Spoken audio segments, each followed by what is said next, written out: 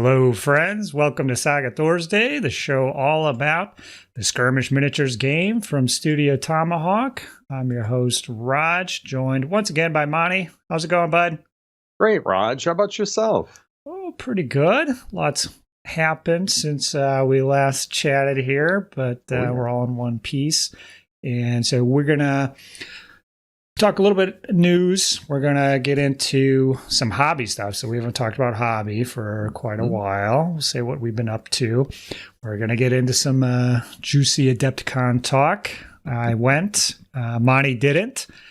I think were you keeping tabs on everybody ferociously throughout the event or what? I was keeping such close tabs through multiple people on Messenger that my wife and daughter would periodically weigh in and say, "What's the report from Adepticon?" with a little sigh.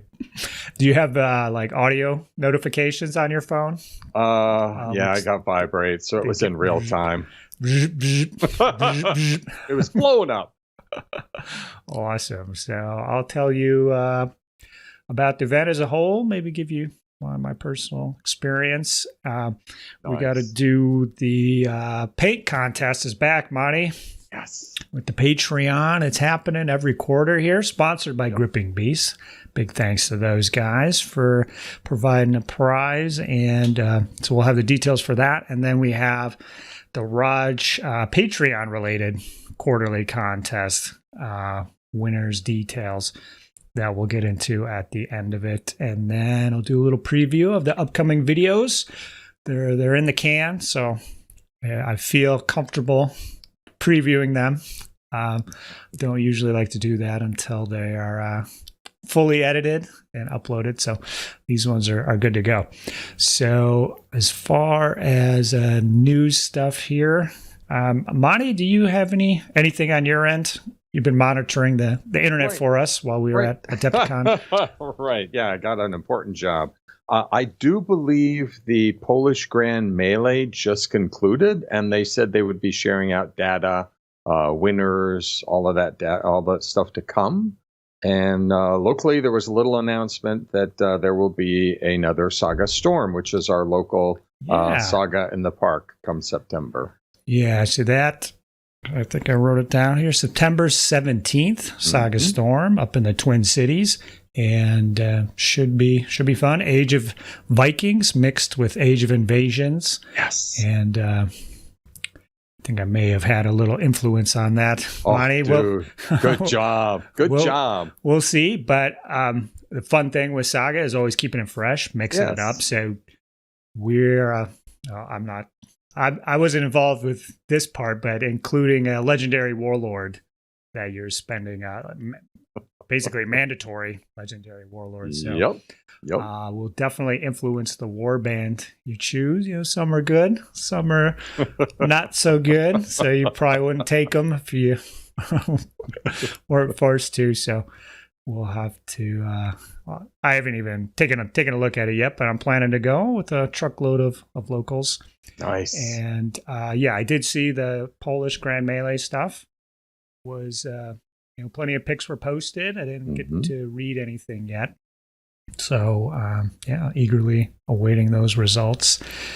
One thing I did want to pipe in with is we got that war in Ukraine, Monty.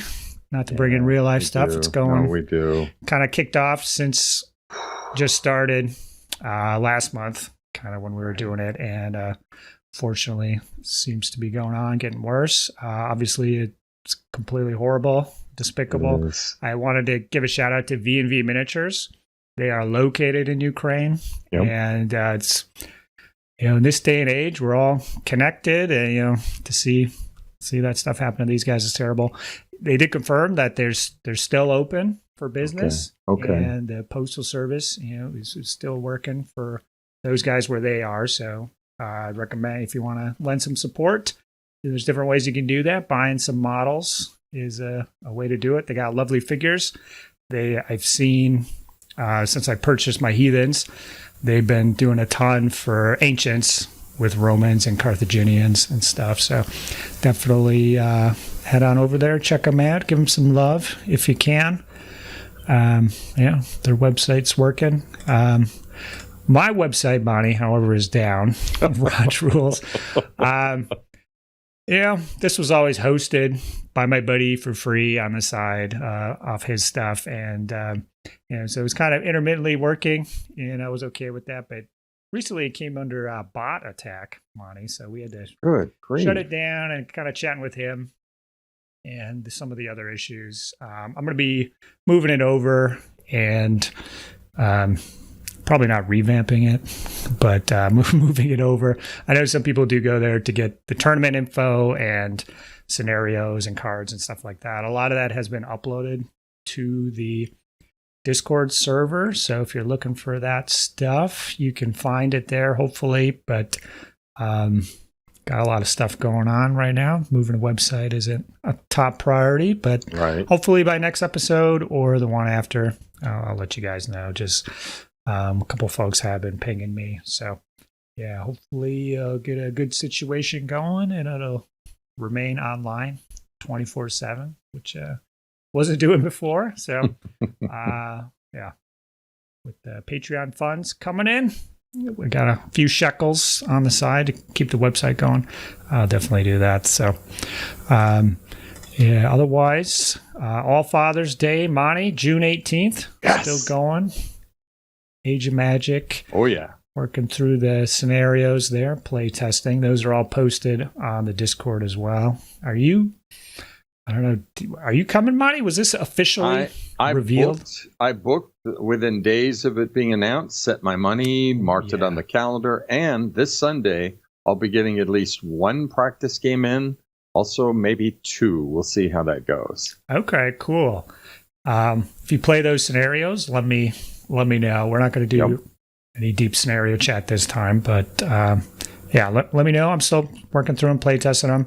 So it's my version of Battle Around the Campfire, my version, Old Feud, am I remembering that correctly? Or Tale of Challenges, my version of that one. Yep. And then Zach wanted a troll scenario, so I came up with a troll scenario. So that was probably a little rough and ready of the three there. So working through those and made a lot of connections at Adepticon, Monty. Hopefully we'll have a good turnout for this. Looks Excellent. Like the Saga scene in Madison is going really, really well, really hopping. So hopefully we can get some of those guys and gals up to our neck of the woods, join the Saga community. That'd be great. All right. So let's jump into general hobby talk. It's been a few months since we just abandoned hobby talk. We've been too busy. No time. But you have been cranking it out. I'm assuming you've still been cranking it out. Is that right? We're looking at a picture of some Norman cab right here. Looks like a 12-pack. Is that right? 11 and a Warlord? Could be 14 altogether with a dog.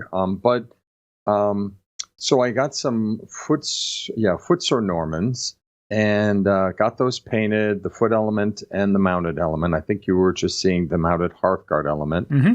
And I've been running them a little bit off and on. I'd like to have Normans in my collection, but I've also looked at the Victrix Normans that are coming out.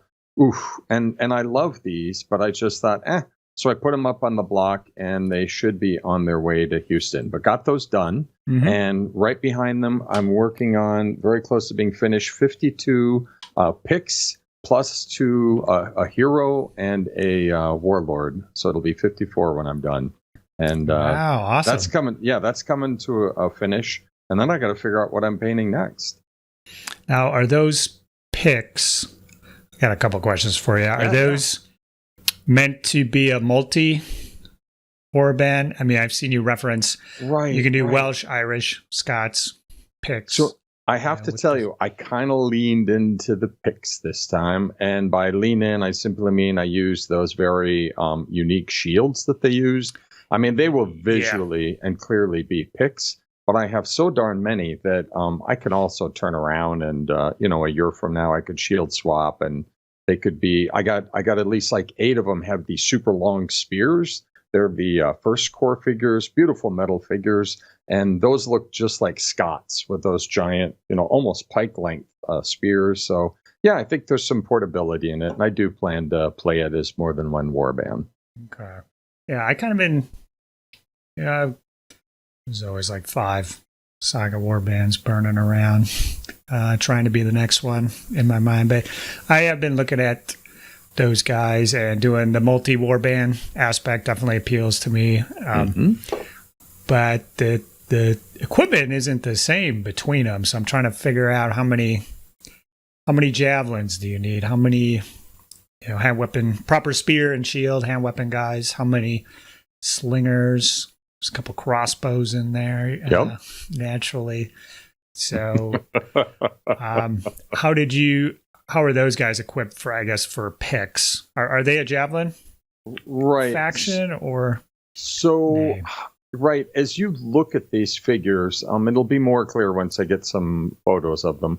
The 12 crossbow, they're kind of locked in. That's fine. Yeah. I mean, since I'm running them as picks, that was really, I leaned in and like crossbows really their ace unit, so done.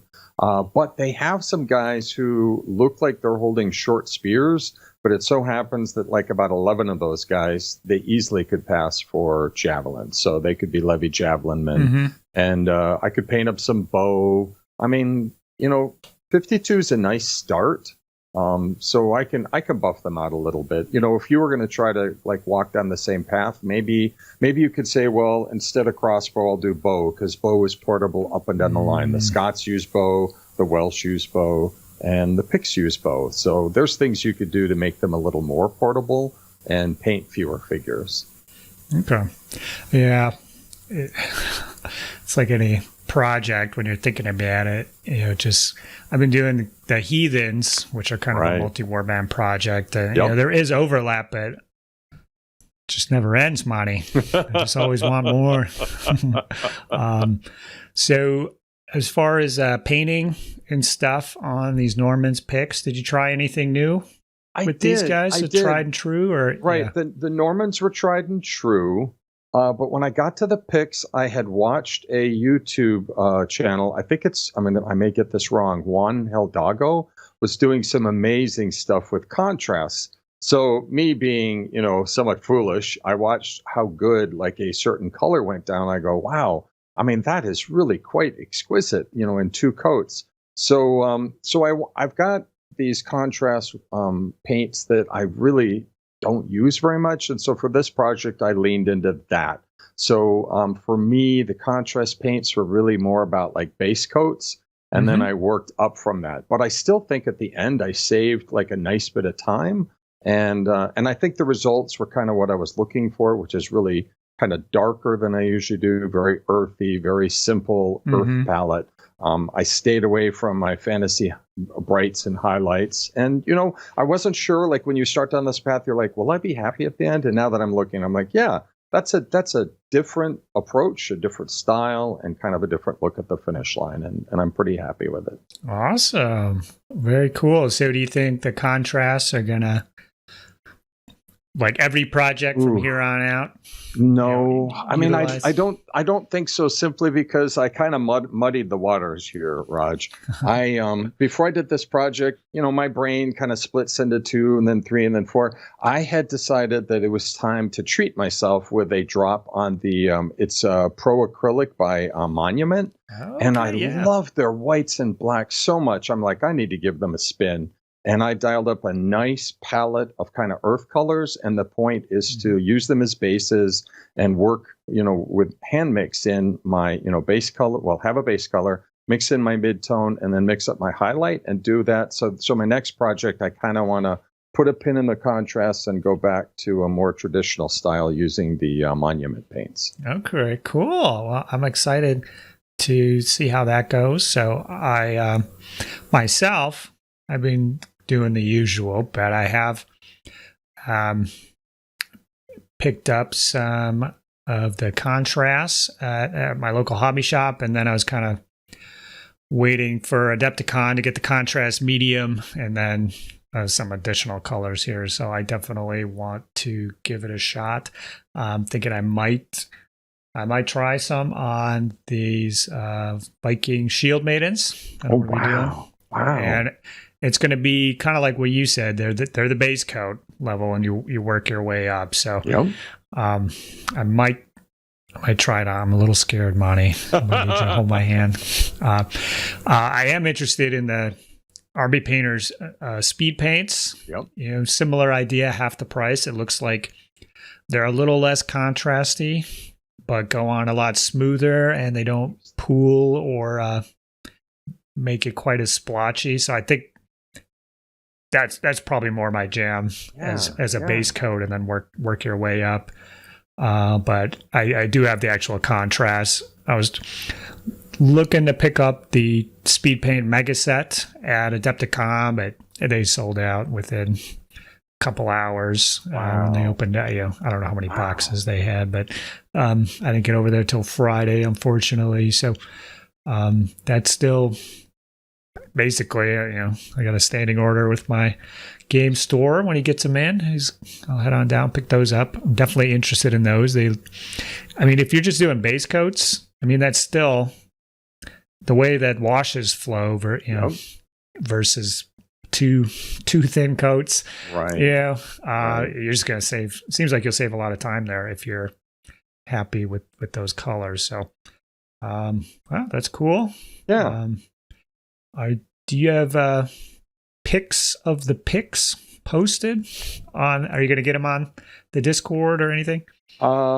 It's pretty rough. One small thing that kind of so I was working them in big batches, just because I'm using basically certain color sets, so that's how I got.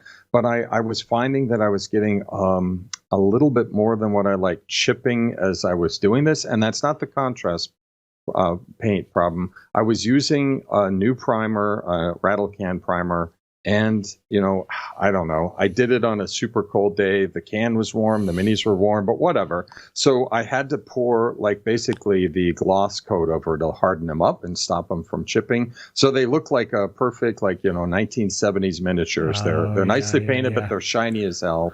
And I need to get a warm day, and I have to be very careful because that matte coat has got to be perfect. I can't screw it up. So soon, based on the weather. Yeah. Oh, so you're rattle can. Yeah. Varnishing, Monty. I am. It's speed. It's very quick. Okay. Well, you might want to look into the AK-47. Yeah. You can run that through your airbrush. So. But that's so flat. So help me out. Isn't that one so flat that it even you might look at it and be a little unhappy? Well, that's the ultra matte, Monty. Ultra matte. You don't have to get the ultra matte. You could get the next level of matte if you so desire. But just for for Midwest and spraying varnish on finished models, it can just avoid those horrible issues that we've known to crop up from time to time. I might do that, dude. That's a good suggestion. I like that. AK-47, I got an airbrush. I use it more than ever. Why not just go next level and matte them out? Yeah, it doesn't really take any longer.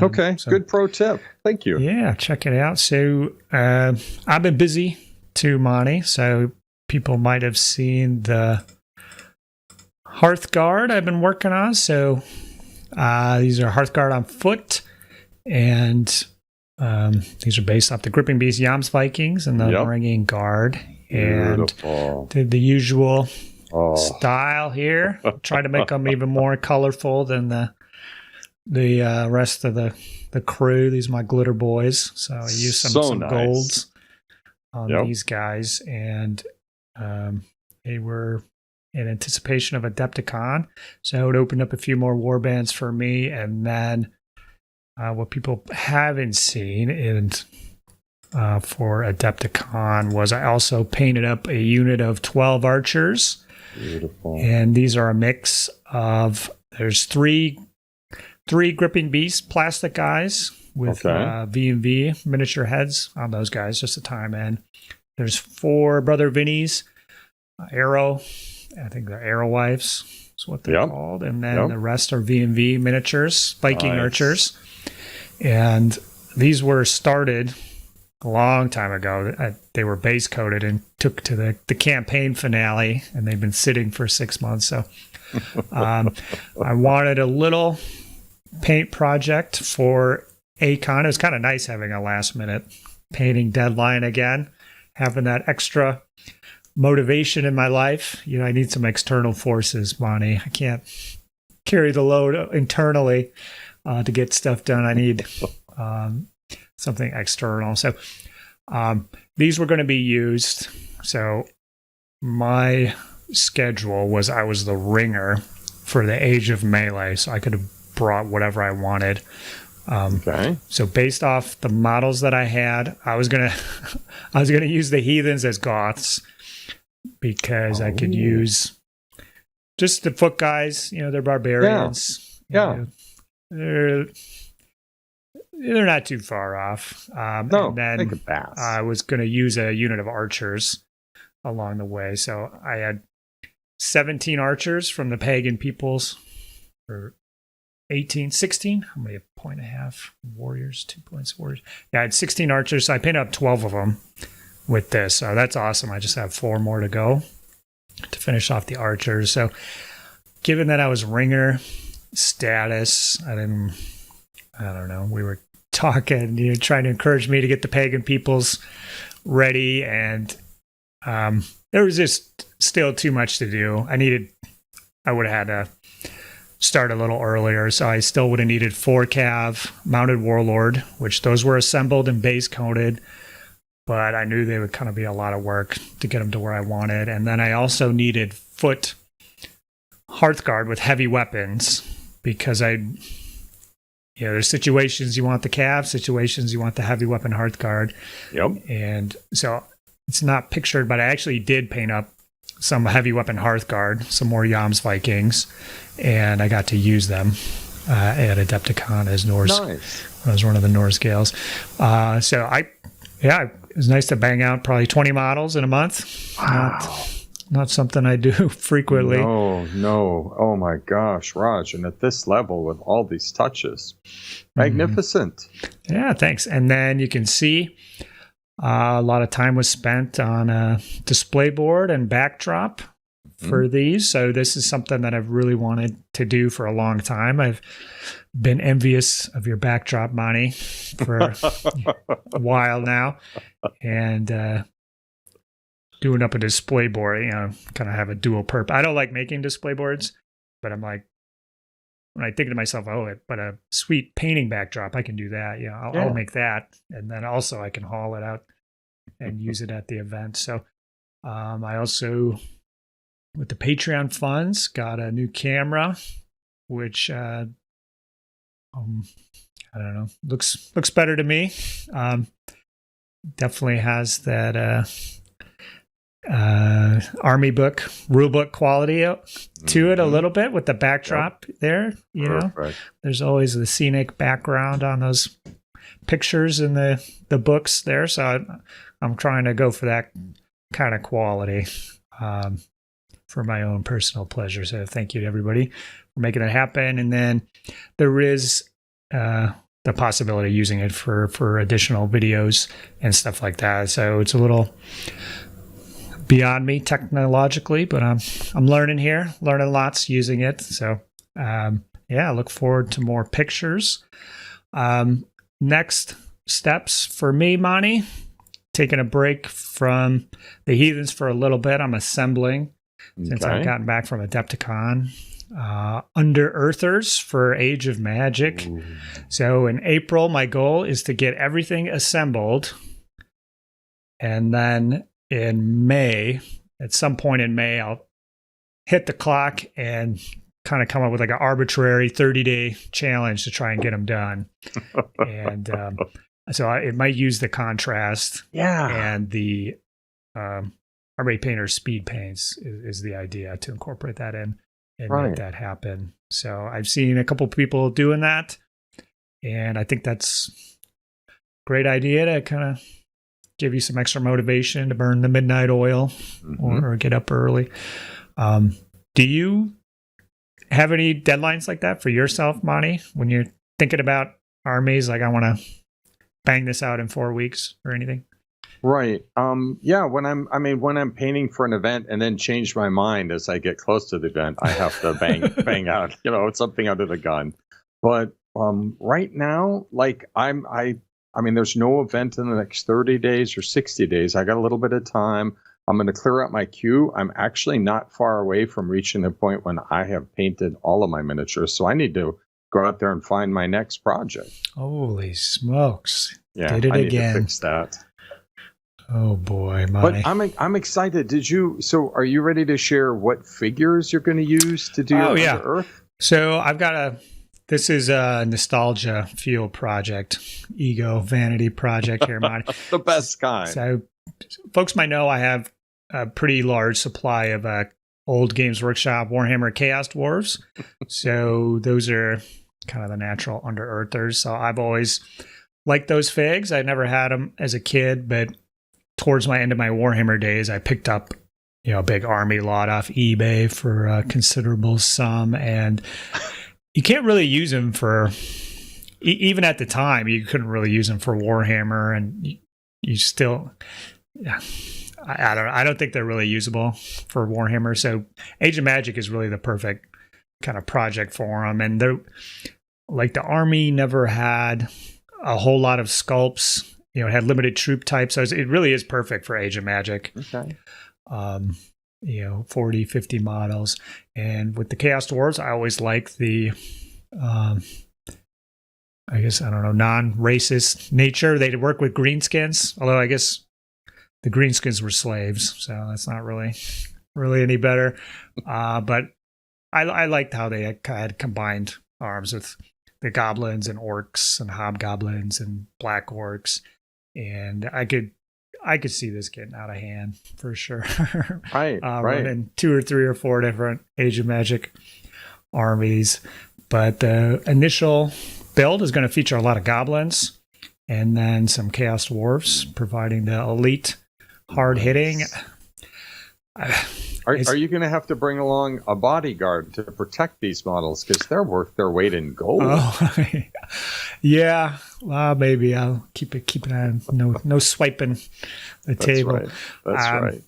Yeah, I was trying to get just a couple more odds and ends, and they're definitely pricey if you can find them. Well, I bought it at Adepticon. There's a store that kind of just has secondhand stuff. Okay. And they have all the bins of bits and stuff. So I'm like, I need a couple more plastic goblins. I'll have those for sure. And then I wanted a Minotaur. So I was looking through there, and I found they had just a few Chaos Dwarves. They had the flying bull. Wow. And I have the rider for the bull, but I don't have the flying bull Taurus. And it was $50. Okay. And I had kind of done some research on eBay, and they're kind of going for like 90 to 100. So I was like, oh, that's a good deal. And then I went back. I was in the Infinity Team Tournament, and then it had the price tag on it, $50. And my partner, Bruno, he's like, did you pay $50 for that? And I'm like, what? No. Like, it was a good deal. Trust me. Like, this is a collector's item. Collector's ball. It had like thick enamel paint on it too. It's like, all right, don't judge me, man. Like, right. This bull was a deal, dude. So I'm excited. When I went down the Manic route, before I did, I looked down all the other routes, and I'm cheap, and I just was like, holy Hannah. Even there are many different options, but I think you have the best. So I'm excited to see those come to life. Yeah, thanks. Yeah, there are a lot of. If you want Chaos Dwarves, there's tons of.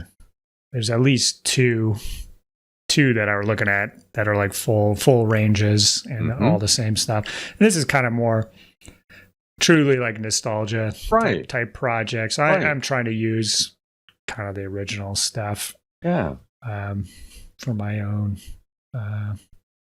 boyish pleasure. So very nice. Tough part is coming up with a list. I haven't. I'm sure you've gone through the Under Earth. Yeah, don't lean on me. I could tell you the options that don't quite work. So this will probably be like a grand army of 10 or 11 points I'll paint up to start with, because I could see myself using 2.5 points of levy. I could see 3 points of levy, 3.5.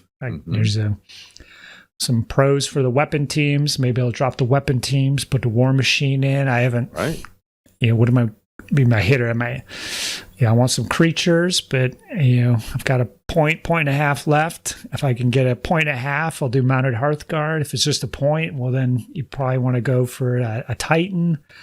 There's still a lot of stuff I haven't figured out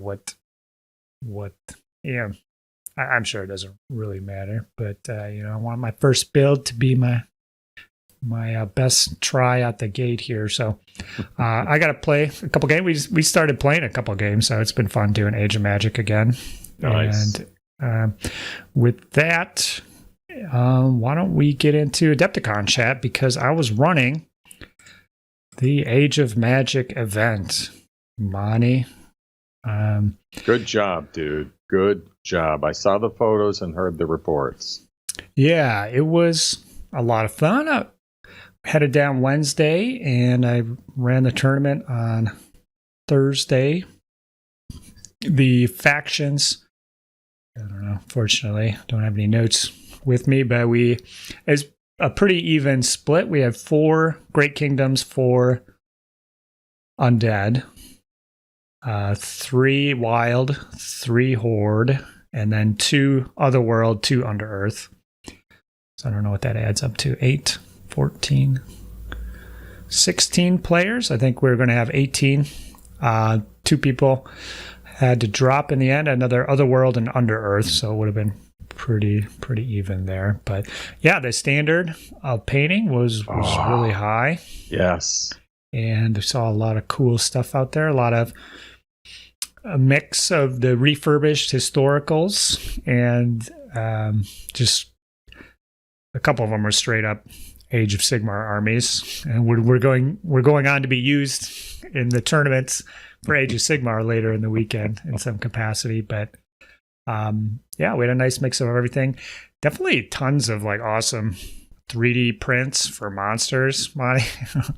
You ask everybody what they're, that's awesome. What is that? Oh, it's 3D print. Yeah, that was the answer for 98% of everything. So, a lot of cool Chaos Dwarf 3D print stuff out there too, Monty. I was looking at that, but we played. I kind of had a loose. I didn't get too crazy with this one, Monty, here, but we played Ambush. We played Change of Plans, and we played Desecration, and that was the order. So Ambush to start, Change of Plans, Desecration, and I did keep track of my notes, and the player 1 versus player 2 was basically even throughout. There must have been 18 total players, because there's 4. It was uneven. There's 4 wins for player 1, then 5 for player 2, and then a flip-flop going throughout. And the winner we had going in, there was 2 top tables potentially added. And for my event, the overall winner is the person who has the highest sports, which mainly if you get a couple of favorite opponent votes, that'll do it. That's how we differentiate sports for my event. The paint, and then the battle stuff. And that ended up being Sean Moomy. So wow. Good job, Sean. Put it together. He was running Lords of the Wild. And I think it's already kind of hazy now. I think he's using his Irish repurposed. That sounds right. Right. But I know he's got stuff for his Arabic forces as well, but I'm pretty sure he was using the Irish. So John Stentz, Silver Fox, he came in second. Nice. He was using his pirate Great Kingdoms. So beautiful stuff. Saw the photos of that one too. Yeah, a lot of good looking armies. A lot of rusty players out there, Monty. I saw a lot of interesting things happening out there. I didn't always intervene. If the opponent was going along with it, I just let it go sometimes. Right. Definitely people getting back into it. And then Age of Magic always has that little bit of extra complexity with the creatures and monsters and war machines and everything else. So, yeah. But I got in a 1.5 turns of a after hours game, Goths versus Mutts, I think. I was playing Tom, and then we got kicked out of the hall. So, unfortunately, yeah, we had to. It was amateur hour, Monty. We have to, for next year, we have to block off a like Saga after hours time, like actually on the schedule to make it go till midnight to like officially lock it in. Does that make sense? Yeah. Because if there's nothing on the schedule and the schedule ends at like 9:30, that's like when they close the hall. So no idea. Yeah. So we'll get that sorted for next year. Right. We were in the secondary hotel. It was actually fine driving back and forth. I did that on Friday. The hall was actually fine. There was bolt action, Flames of War guys in there, and the hall wasn't even full, really. So even though we didn't have our own special room or anything, it was a good situation. There was lots of room to spread out. So yeah, it worked out good. We are going to see if we can get a Saga hall for next year. There was a room nearby that had all the makings of a future Saga hall, Monty. Perfect. We'll just have to arm wrestle they were doing airplane stuff in there, so get out of here with that. Nobody wants that. You could do that outside. Yeah, we'll see if we can do a takeover. But yeah, we'll just have to block off, Saga after hours or something, and then put it on the calendar. Okay. Somebody signs up for it. Yeah, then that'll officially keep it open, and then they'll keep the hall open. So, I did get to play a turn with my Goths in a test game, but that was it for the weekend for those guys because we had a even number on Saturday for the Age of Melee. So I was just hanging out for that day. But to get back to Friday, that's when I had my Infinity event. So I went over to the main hall, did my stuff. It was a team event with Bruno, as I mentioned. That's when I hopped off to get the Bull Taurus find. It was awesome. So he knows more about Infinity than me, Monty. So I was on the back end, looking for approval, as I slowly move, looking for a nod or a shake of the head type thing. So, that was awesome. That's the way to play Infinity. I'm telling you, get a guy there running it for you. So under his stern eye, we made it to the top table, one of the top tables. Wow. Because you can get up to 10 points per round. The first one we got 9, second one we got 10. So we were up there.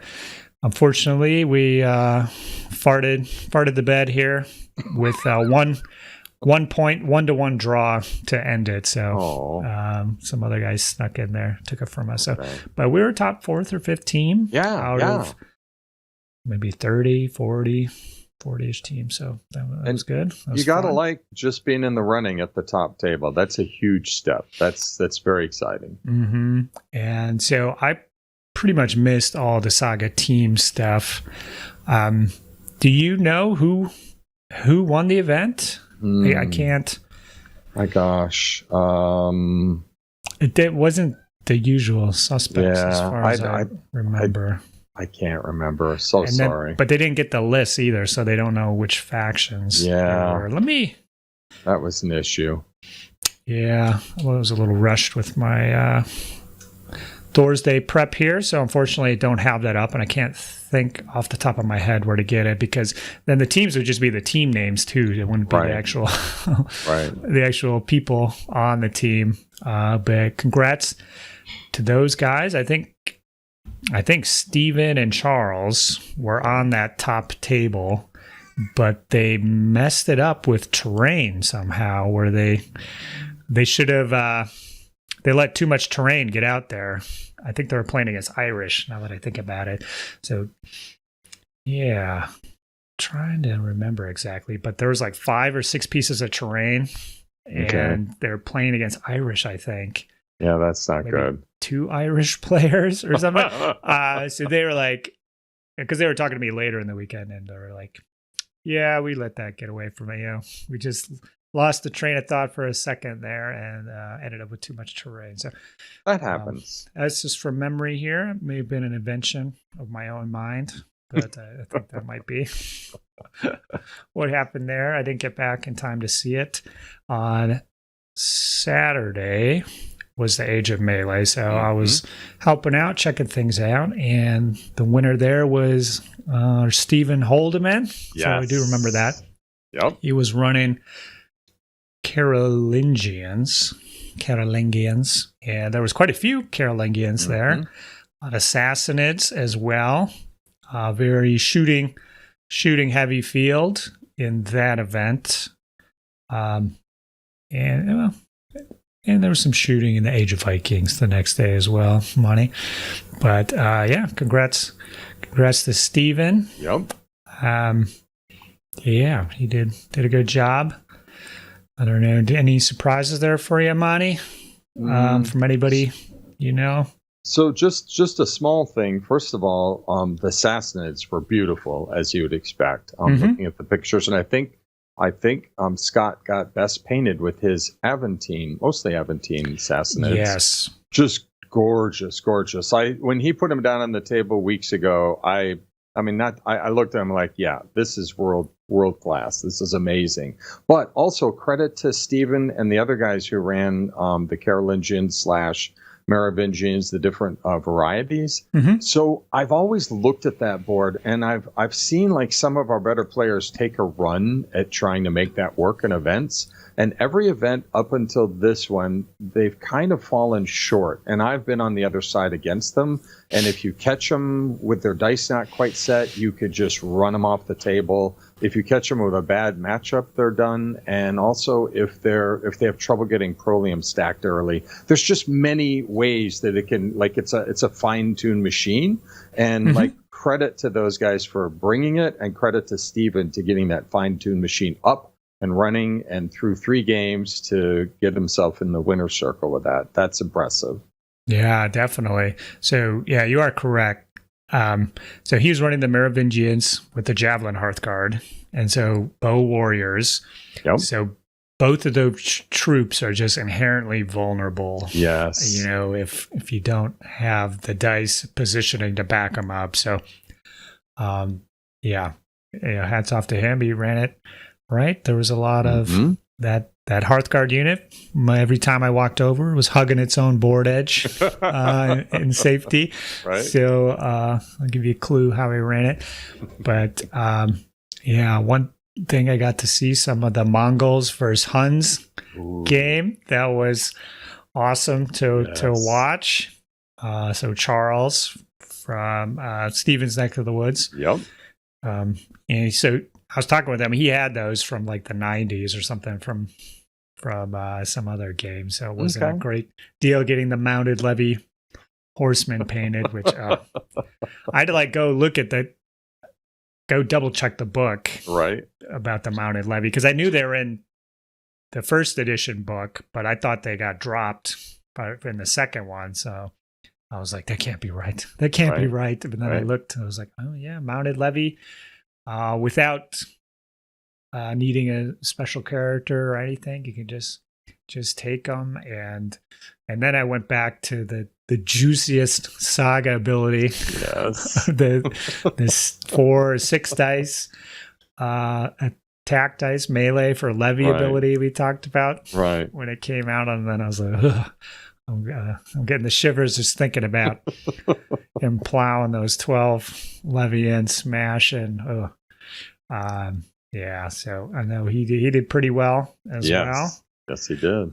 So yeah, good times there. I do have photos that I took, and there may be more photos out there, of all the Age of Magic armies, and the Age of Melee armies are in the Saga Thursday Discord under a Saga tournament. So I posted those back on Adepticon weekend while I was there, essentially. So if you want to see some of the armies we've been talking about, head on over there.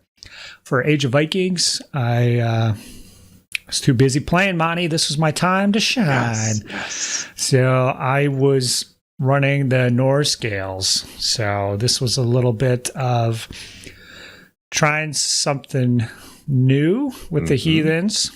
And may have been influenced by Patrick's Norsgale faction review Right. 2 months prior. So since then, I'd been playing them, and I knew that I could do an all-painted force. So I'd already been to a tournament with the Vikings. So I kind of want to just, as a goal, to keep trying something new with these Heathens for every event that I take them to, and that'll keep me painted. So I had 4 units of Hearthguard in 4 packs. There was 1 with heavy weapons, and then I had 2 points of levy, and I ran the levy in 2 units of 7 and a unit of 10. And I don't know if you could hear that, Monty. My son is running around out there. I don't know if this will be picked up, but if you hear weird kid noises, he's out and about. So that's what I use based off what I have. So after playing everything, ideally, I don't know, I think I might get some warriors in there. So obviously the build is weak against shooting. Norsgales are inherently weak against shooting. No shooting defense. Right. Hearthguards are weak against shooting. It is known. So just getting warrior bodies in there, I think, would just be helpful to do an all-rounders list. And I was kind of thinking about it beforehand, but I was like, all right, there's no way I'm going to be doing that many new models. So I think ideally I would like a point and a half, or 2 points of warriors. And I would take heavy weapons, I think, is the way that I would run them. So let's kind of get into my games, though, with what I had a little bit. I'll spend most of my time on the first game. Okay. And then the second games, I can gloss over a little bit more.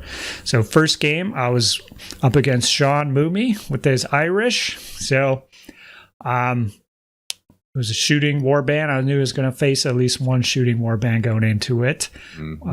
Being matched up against it first, wasn't too thrilled about that, but it was battle around the campfire. Which changes things. So I'm like, yes, it's looking pretty good here. Yeah. So he kind of deployed in a line kind of on his edge, but the warlords are close, and mine was kind of like a little loop, and I kind of split his line in half. So he had on his far end a unit of levy slingers in the rocks way out on one flank, and then my mission was never get within 12 inches of those guys. Right. And he had a second unit of slingers that ended up moving in some forest, and I knew that, okay, well, this is the one I got to deal with here. So I was sitting pretty good, and so the first couple turns, it was looking pretty good. A lot of scrambling. Monty, he went for my warlord first, bounced. I went in. My Hearthguard took out his warlord on my first turn. I tried to push it, and so this was kind of a thing. So he's got all javelin and levy guys. So if I can engage, his guys are inherently weaker because their armor is one lower. So unfortunately, I kind of had that going in, but this first one, it didn't really go my way when I pushed it.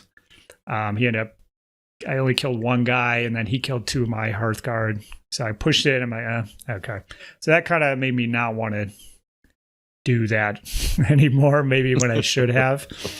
But on his second turn, then he kills my warlord. So this was on me. I could have put the dice on expendable.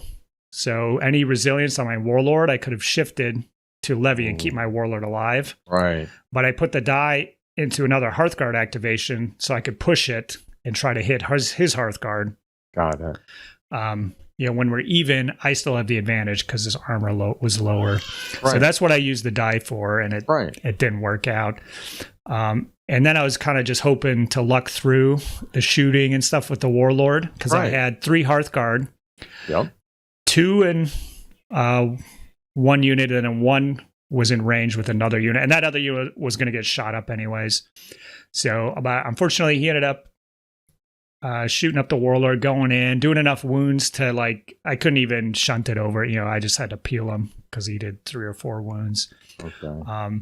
But I had a really good run on my second turn, smashed up that warrior unit, and then this is where I made my big mistake, Monty. So originally I was going to smash up those warriors because I was putting all my fatigues on the adjacent levy unit. So my Hearthguard was smashing, the levies were taking the fatigues for activating, fighting. Yep. And then I was going to smash that levy unit of 12 that were in the woods. So this would have been great. I would have run the 4 Hearthguard in.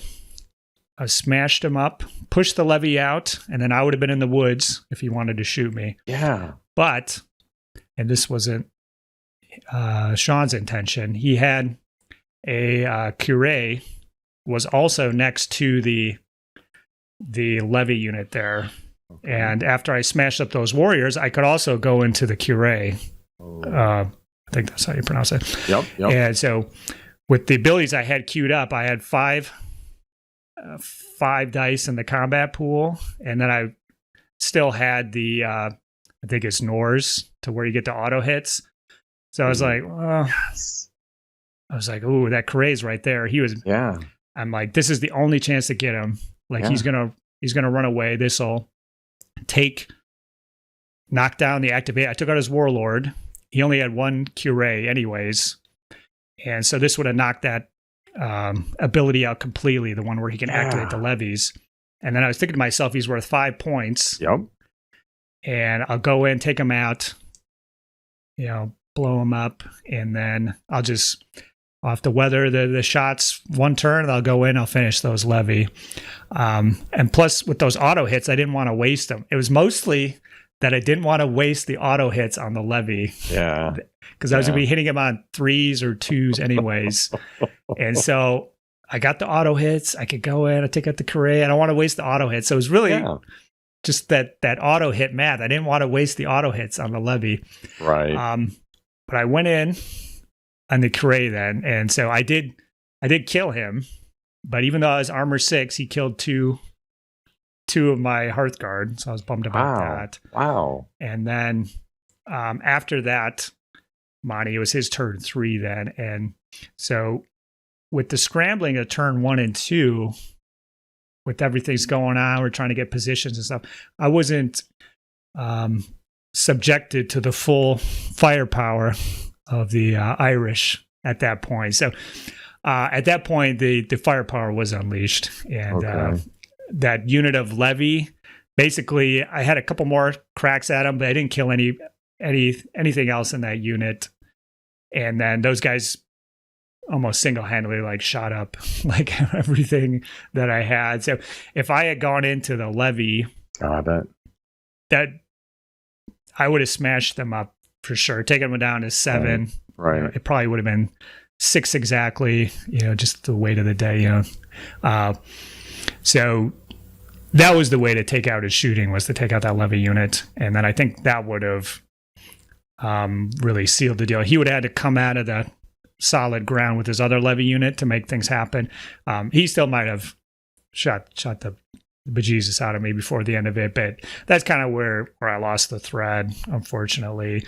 Yeah, because going against the shooting with the Norse Scales, I'm just thinking to myself, okay, well, I need to, I just need a couple good saves to see me through it. And every time he shot, he killed stuff on every volley.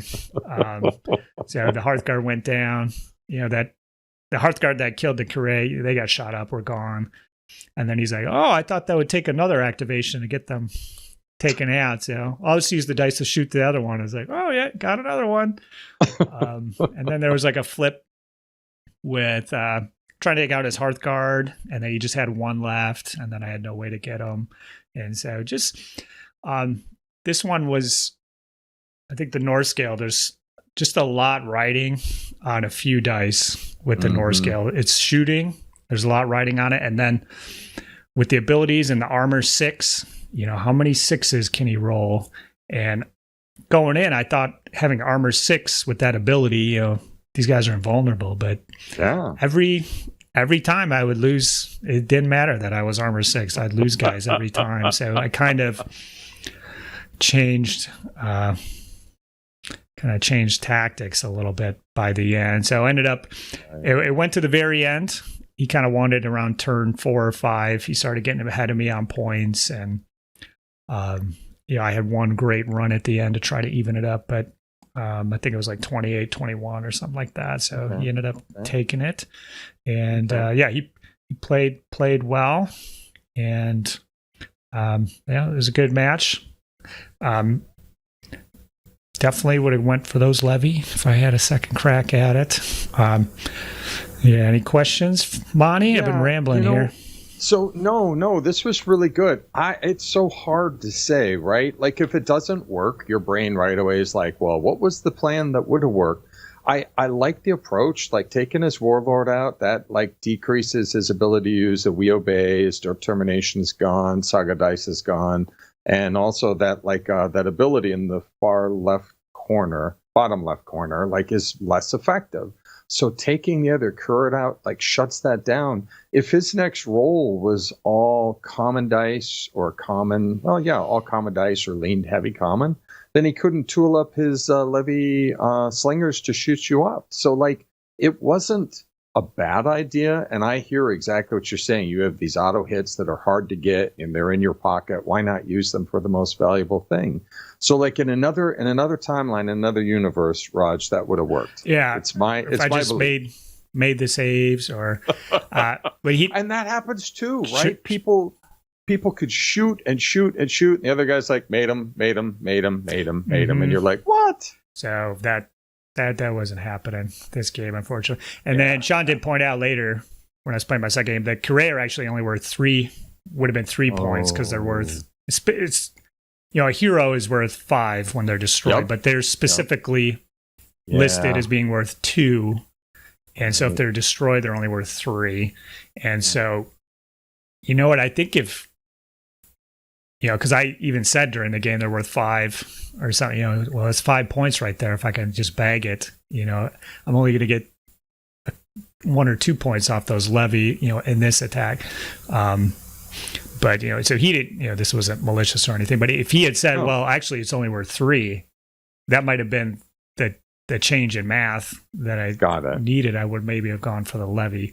Yep. If I had known that, but that was me. I thought they were worth 5.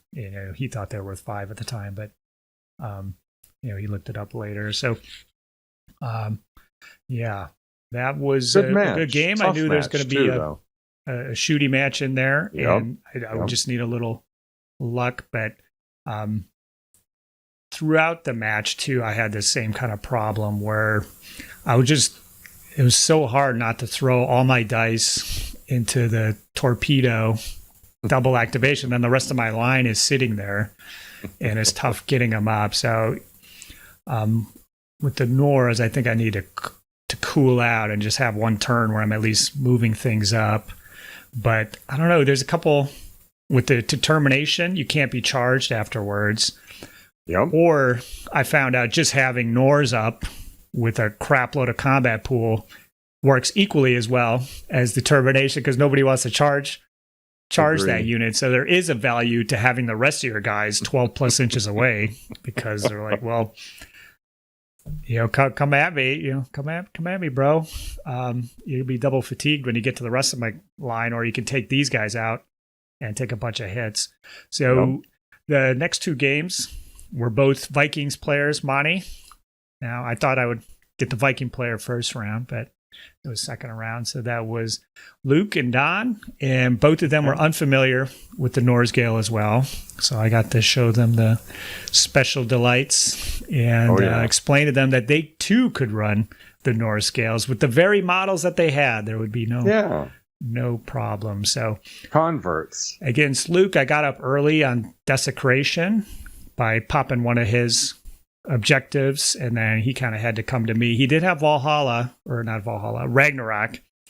On turn 2 or 3, he was just sitting on it, so I'm like, he can mess up all the levy, and multiple activations will kill the Norsgales for sure. especially with my Hearthguard. But I was able to kind of limit what he could do with Ragnarok and won that one. And then against Don, was able to kind of do the same thing. But most of it was just double activating. And kind of by the end of it, I was throwing... I like the 3 attack dice and then +1 for each. I would kind of use that one for attack, and then I would leave Nors with the auto hits and armor for defense on the 1 or 2 guys that were usually left. And I think with that, if I'm doing warriors with heavy weapons, that extra attack dice combat bonus ability is really good. Yeah. And you could easily, if you run a 12-man, you could easily, I think, with 2 or 3 dice, get up to +9 attacks. So maybe a 10-man unit is the way to go. You could use that with determination. So you do 20 attacks, and then they can't counterattack. Or you do spill blood after that, and you don't use determination because you have come on in, I got 8 or 9 guys and 6 or 7 dice on the combat bonus. Sure, I can't pop Nors, but it's still 6 or 7 dice with a +1. Yep. And then more resilient against shooting. So I might do two points of Hearthguard, 2 points of Warriors, 2 points of Levy. I don't know. I might even... Monty, I was getting a little crazy on the ride home. I was thinking even... a lot of I had 1 unit of 10 Levy, which was good. They could shoot, and they rounds up to 4 attacks when they fight, so you can do something with those guys. But a lot of times those 7-man units were just sitting in the woods. So you could definitely go to 6 on those. Okay. But, Monty, I think the Norse scales would be a faction. You could even do 4 Levy. Multiple units of 4 Levy in your backline, purely to sling the fatigue on. And I don't know, what do you think about that? Is that too crazy, Monty? Am I thinking too deep? This is a super hot take, but I have 24 Kit Bash Viking era Levy Javelin men with no unit attached to them. They got separated from the Vikings that I sold off. And now you're making me think. So I'm already got 24. How hard would it be to, do 24 more and see what we could do with this crazy build? Yeah. I like it. I want to think about that. It's kind of, I love Levy. Kind of madness. So it is madness. Because with the Warriors, I'm thinking, well, I have more bodies. Is there any way I could do 1.5 points of the Levy? And so that's 3 units of 6, which are definitely serviceable, usable. Yep. But you could also do a unit of 10 and 2 units of 4 to get the 3. So you still have kind of a fighty Levy unit. Ultimately, it's probably not worth it. But also, if you had 2 full points of Levy, then you could do 2 units of 10, a unit of 4, or, get the rounding up there. I don't know. I was thinking, this is actually the only army where you could plausibly have a 4-pack of Levy. I don't know. Can you think of anything else? That was like a cornerstone of my strategy, was throwing Hearthguard fatigues on the Levies. Yeah, so and once they were fatigued up, there was no way to there's no way to unfatigue them. So exactly. Ultimately, just having more units to throw it on. And I don't know. The 6 is probably the way to go. Get them up there. If they get smashed up, you're just giggling because that 1 or 2 guys that's left, he sucks up the fatigues just as well as the 6-pack. So anyway, I 2-1. Nice. Redeemed myself against some newer players, but looking at that top tables there, Carolingians, mounted Welsh, Irish. So Sean ended up winning the Age of Vikings. Wow.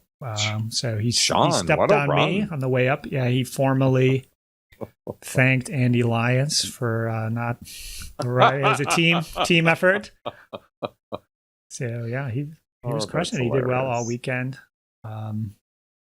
think there was one more shooting army Normans, maybe. I don't know. So if it hadn't been Sean round shooty. 1, it would have been somebody else round 2 or 3, probably putting the screws to me. So I think you had a question for me. Do you remember what your question was? I remember. Shoot. I was just giving you a chance to speak, Monty. Do I think the Norsgales are a well-rounded army to take to a tournament or something like that? Okay. Yes, that one. So they're fun to play. Definitely the shooting is a weakness. So in this field, I guess, you'd want to know the scenarios going in ahead of time. And if there's a couple things that would dissuade mounted or shooting warbands, I would say, yeah, go for it. If not, I would say expect to get a bad matchup at some point, and then you're just looking on luck to get through it. Because I think going after mounted warbands would also be pretty tricky. I haven't played a lot against mounted. Have you Norsgales versus mounted, Monty? How did you? So I didn't get them against mounted. I had 2 objectively awful games against Irish. And one of those 2 games, one was an experienced Irish player, shot me off the table completely. My build is exactly like yours. It was all Hearthguard with 2 points of levy split into 3 groups to basically eat fatigue. So I mean, I've been down this path. I had a great time every time I fought foot builds. And the first skilled Irish player, 5 turns, my army's gone. I think like my warlord and 1 figure were left, and we just said, okay, yeah, you got this. The second time, Dustin came up from Chicago and he goes, now this is only my 3rd time playing the Irish. And I was like, oh, here, let me help you. Well, I didn't need to help him at all. Turn 5, all off the table. You can't chop the Irish as quickly as they could shoot you off the table. Mm-hmm.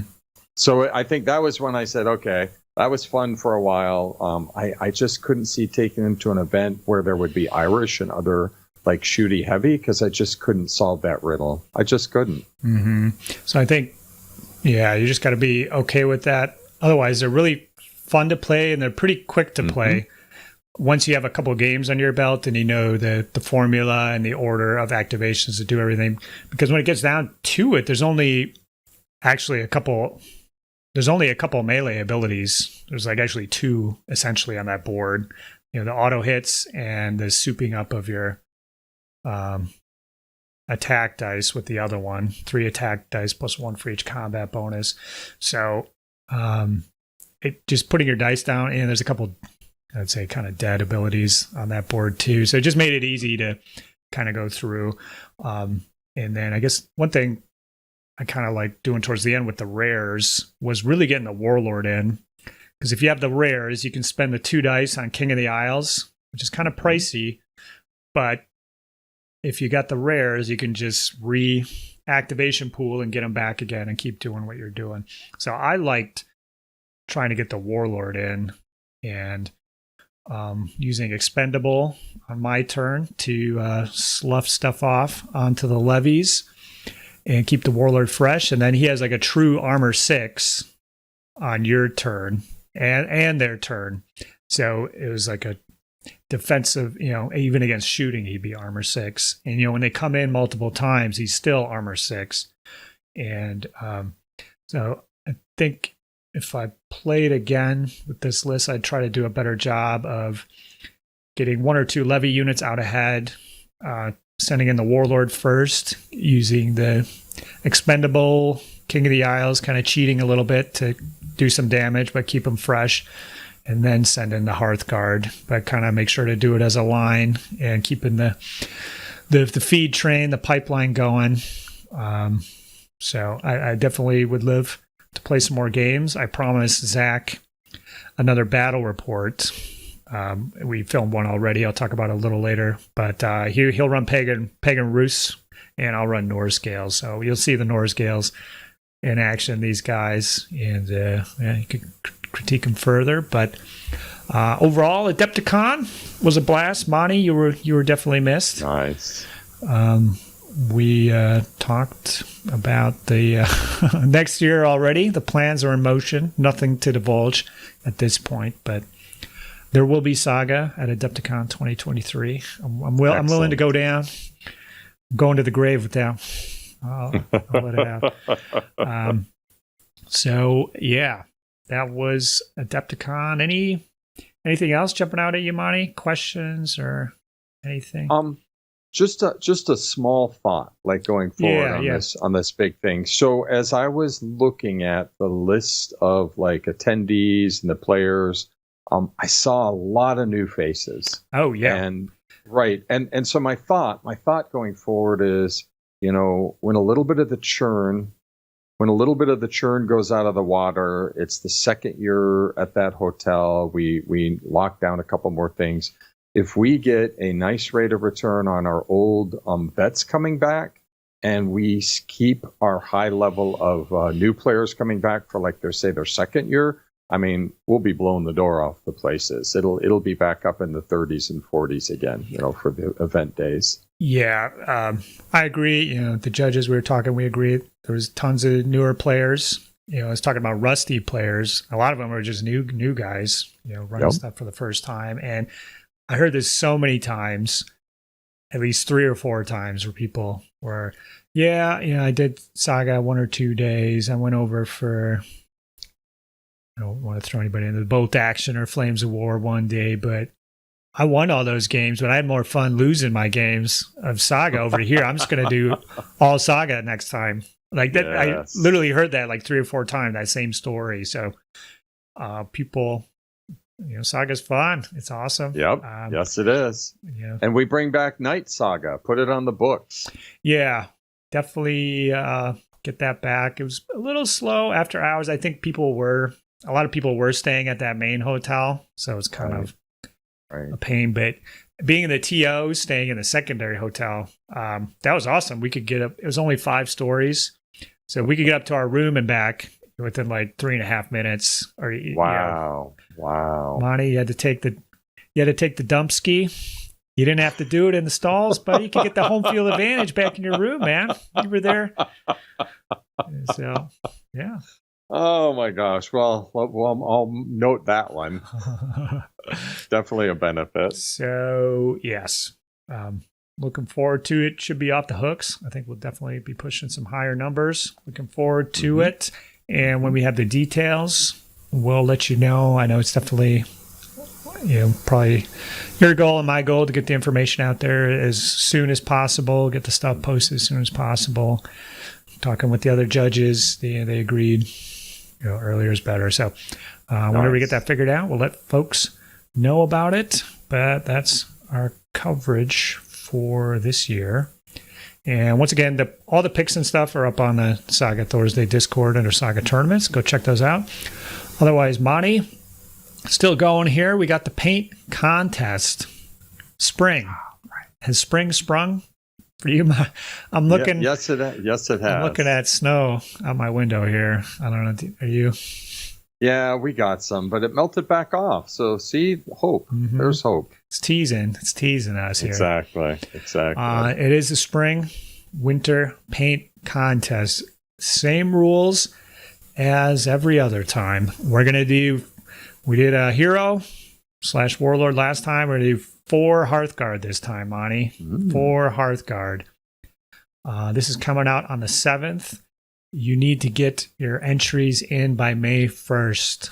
The instructions will be posted below, but essentially you're going to take a picture in front of the screen right now with your unpainted models. Monty, get your thumbs down here. Get it. Can you see yourself? Yep, there you go. There we go. All right. Down. Thumbs down. Boo. Massive. Let's get some paint on those Hearthguards. All right, we're good. You're going to get those suckers painted up and posted onto the Saga Thursday Discord paint contest section, along with the before picture.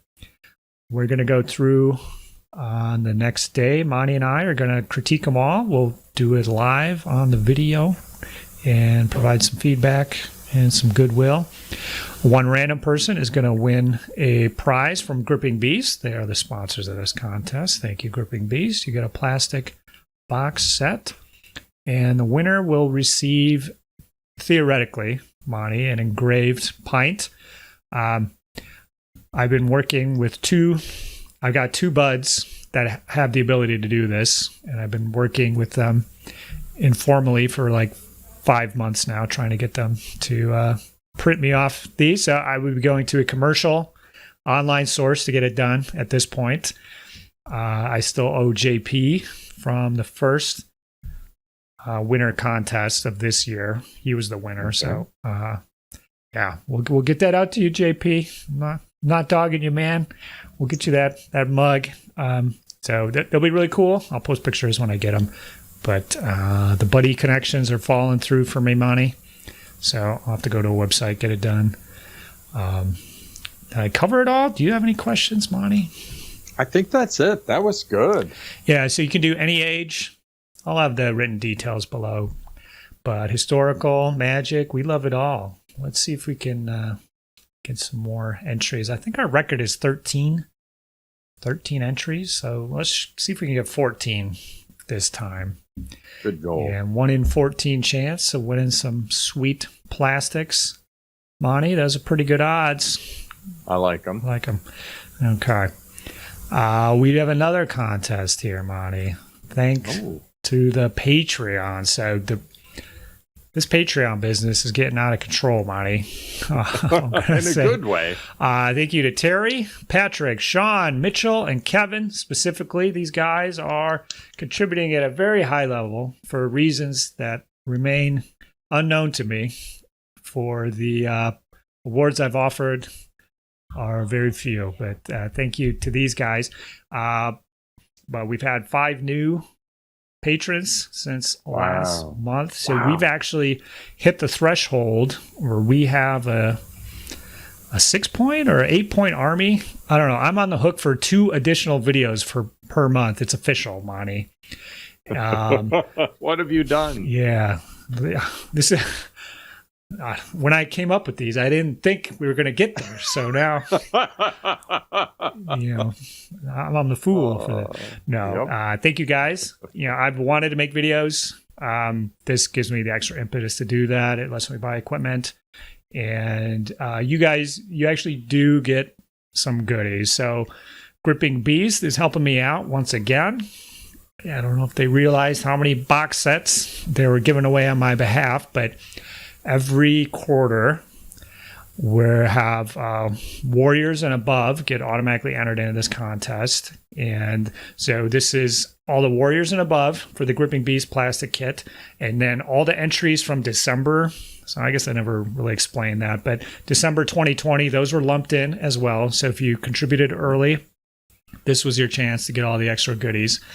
And the winner of that is Austin Smith. So he gets a free plastic box kit from Gripping Beast.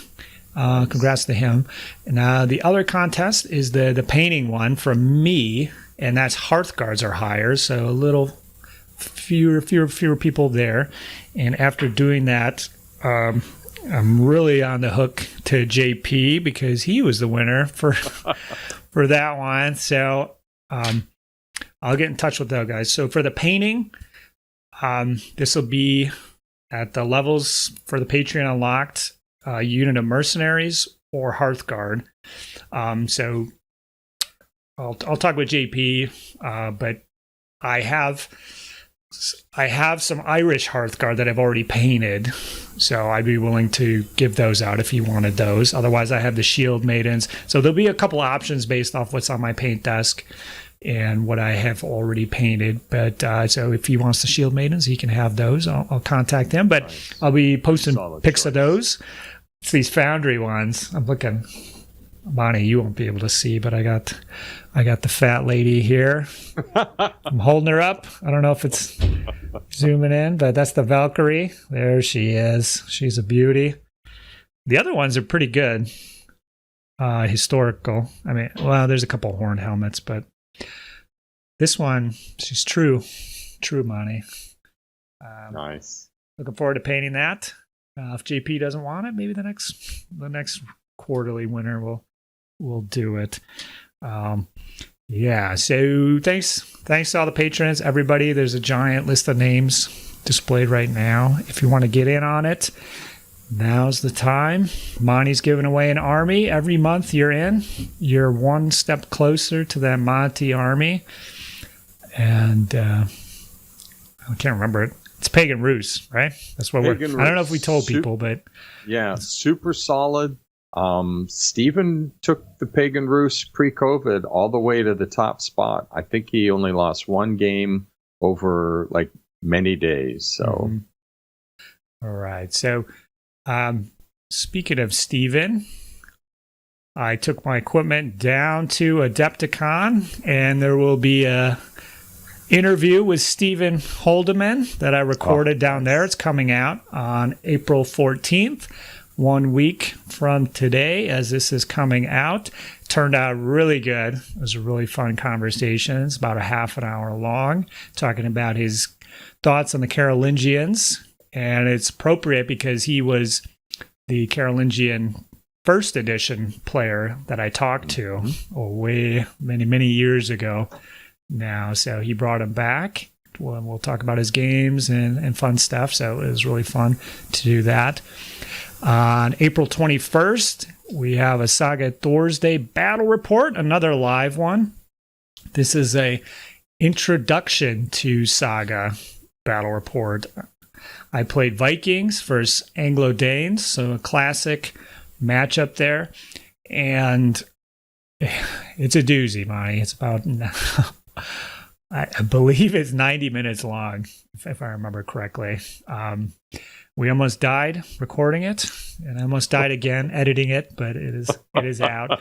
So it is meant more for beginners because I'm explaining. Yeah. It's an additional 40 minutes of me talking, explaining how things work for the most part. Nice. So that's why it's so long. But it's a good battle. We play a variation of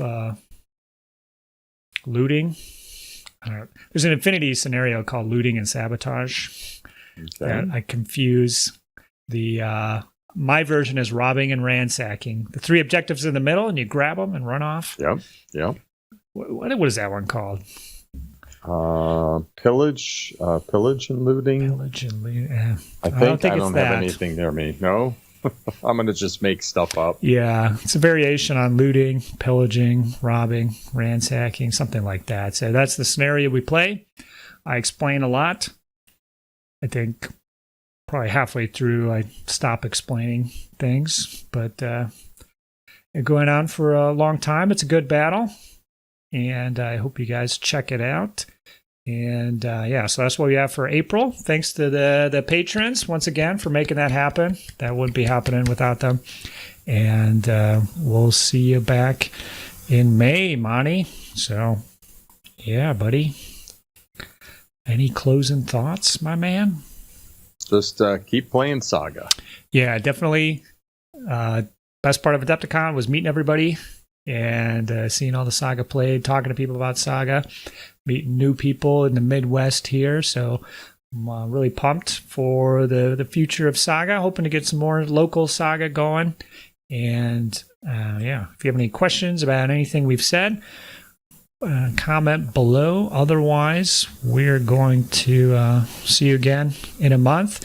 And remember the paint contest. Get those entries in as soon as you can. It's a bit of a short one, 3.5 weeks for 4 Hearthguards. Definitely doable. And I hope to check out everything that you guys do. And hopefully there's some good stuff coming our way, Monty. Sounds good. All right. We will see you later. Saga!